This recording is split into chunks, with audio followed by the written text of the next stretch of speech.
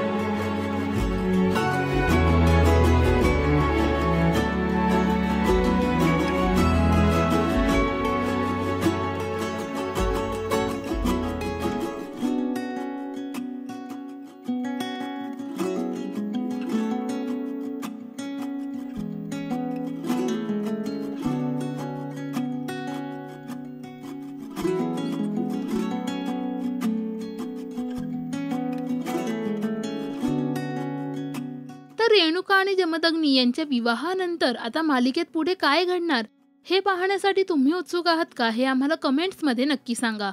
Marathi television विश्वातील बातम्या, updates आणि गॉसिपसाठी सबस्क्राईब करा राजश्री मराठी शोबज.